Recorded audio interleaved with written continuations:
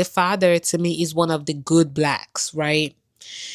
He was taught to obey the rules, to follow God, and to just basically be a sheep, basically, right? And, maybe he felt like that was the best way to go about things, to avoid trouble, to avoid, and just, keep preaching and just be one of the good blacks and just survive day to day and ensure the continuation of the black people. Maybe that's the way he felt it had to be. But in trying to protect his son, he may have ended up putting a curse on him. Because remember when Sammy was going and he had said something like, one day the devil will follow you or something. I don't know exactly what he said, but he said something about he will find the devil and stuff. And the devil came to find him, right? So sometimes parents, they're trying to protect you, but then they speak evil over you.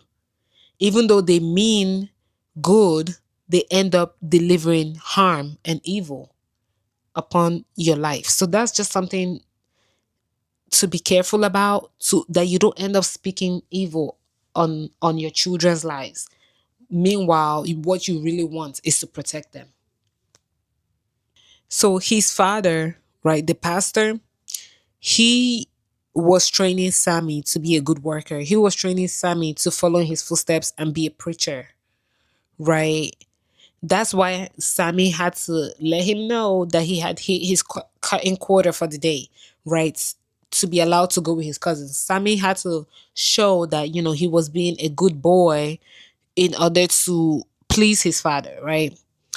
And I heard somebody say, like, it was very telling that the church was the plantation. And I also heard somebody saying that the black church is the modern day plantation, but I think that's a different level to get into.